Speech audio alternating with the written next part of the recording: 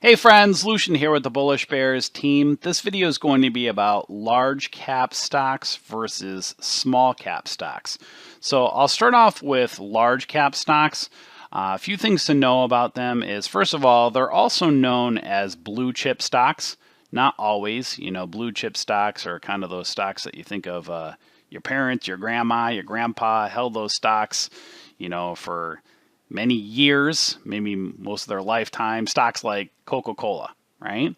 Large cap stocks are not always blue chip stocks, but they're also known as that, right? Those bigger names that are very fun, very popular. They have good fundamentals. They could be ones that have been around for decades, but then also some new ones, right? With technology, shifts in technology, stocks like Apple, Google, Netflix, right? So Netflix, is not necessarily a blue chip stock. It could be more volatile. So sometimes people will kind of trip up. They might call something like large cap blue chip. Large cap is more of the broader term. Blue chip would be kind of more of those solid, kind of been around for long periods of time. Doesn't mean they'll always, right?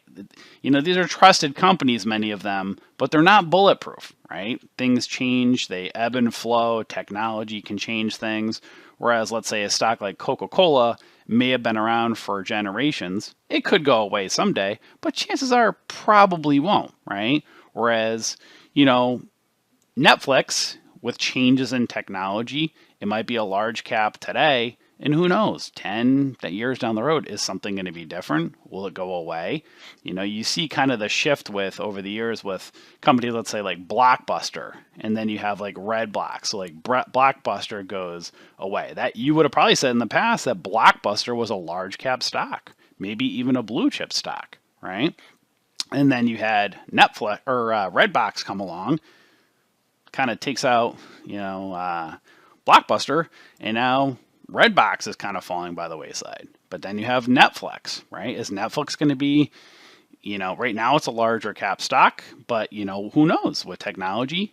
So what I'm trying to say is like it can shift, right? So something could be a large cap stock today, but might not be around tomorrow. But overall, they're the big company names. They have solid fundamentals. Really key is those well-defined technical patterns. So price action, candlesticks, patterns, right? There's technical analysis in the stock market, fundamental analysis. Fundamental analysis kind of shows those financials, right? So those people that want to research the company financials see how good the stock holds up, currently and for the long term. But then there's the technical patterns that show you the areas of where to buy and sell. So with the larger cap stocks, they typically have better technical patterns. They run with the market overall. That's where you can see more kind of well-defined trend lines, stuff like that, which makes it a little bit easier to trade because you can follow more of the trends. Doesn't always happen that way, but that's what you'll see more of with large cap stocks. Many a times you'll find these large cap stocks in your 401k and retirement plans. So many people will trade them as well as invest in them, and many of them might be in their 401k and retirement plans, right? So when you talk about trading, there's several different ways to trade all different types of stocks.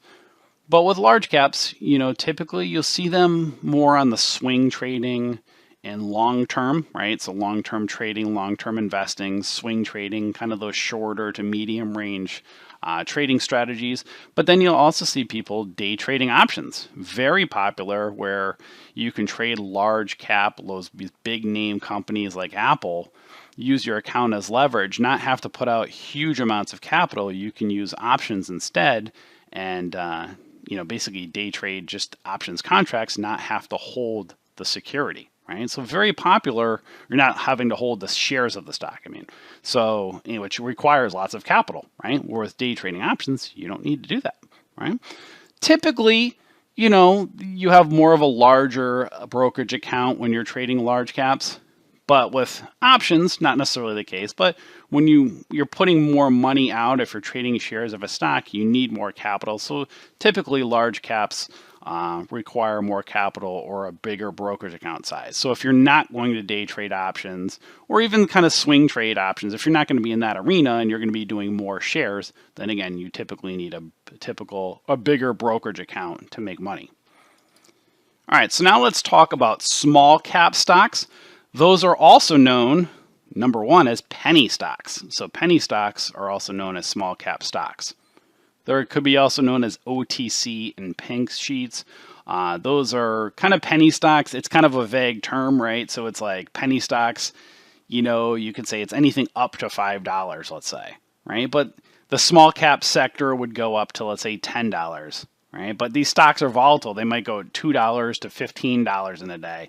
So you'll see kind of people that are day trading, right? Your small cap stocks or penny stocks are known in the day trading arena. So you'll see people using scanners, hunting for the volatility. They're very volatile stocks. So you'll see that on these charts, they're less well-defined patterns. You'll see most of these penny stocks, they just pretty much fall. So they're usually in downtrends or trading sideways, and then boom, they'll get a huge spike one morning, and typically it's on news, right? So you'll get like a news event, a news catalyst that shoots the stock up, brings a lot of volume.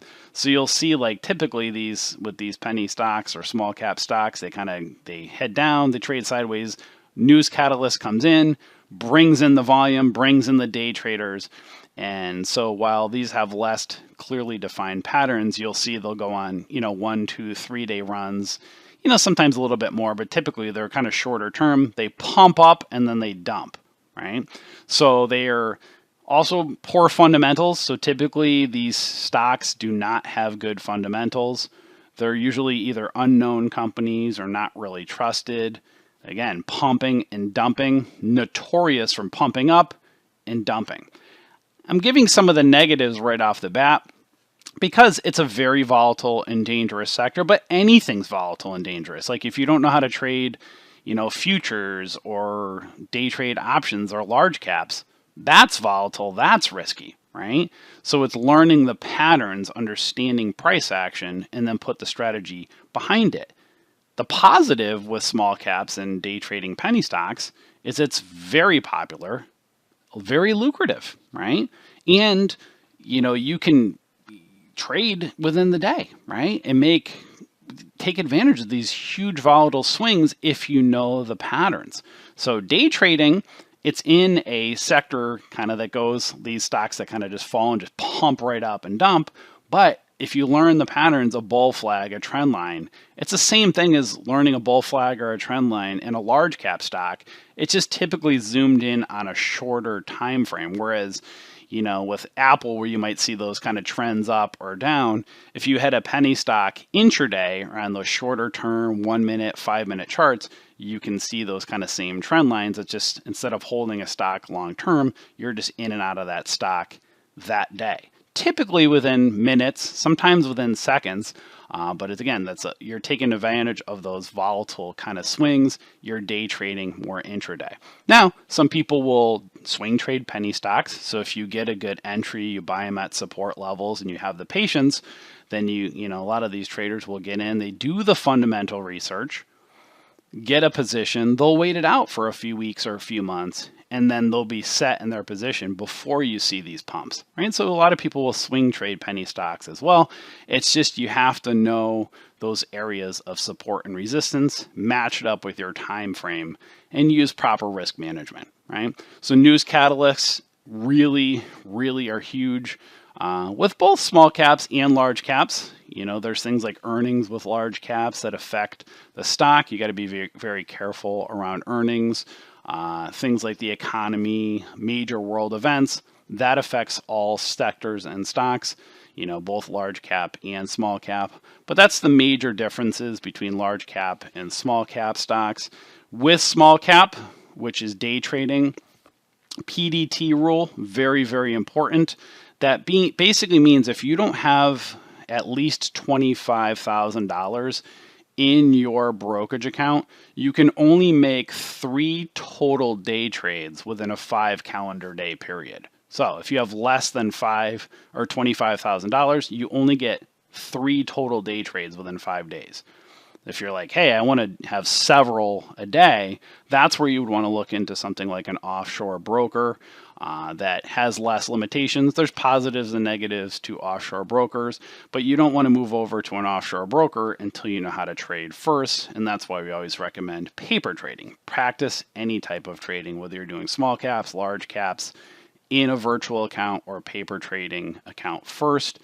Then slowly scale your way up with real money. You can move over to an offshore broker or practice disciplining yourself before you go to an offshore broker in either a margin account. Be very disciplined. Just practice making 3 great trades a week. Practice with your discipline, right? So there's just positives and negatives with both large caps and small caps. There's really not a right or wrong way to trade. It's based upon your lifestyle, your work environment, what's your trading setup, how much time a day do you have to trade, what's your emotions like, do you want to be in a trade short term or long term? If you can stomach being in a trade for seconds or minutes, day trading might be great for you. If you're like, hey, I want to be in a trade more longer term or have more time to make decisions, you look at large caps. Right? So those are kind of the main differences. This is the stuff that we teach within the Bullish Bears. We are a trading community. We are an educational trading service. So we teach you the skills on how to trade large caps, small caps, technicals, fundamental analysis, candlesticks, price action, all that good stuff. So if you want to learn about trading, come and check us out.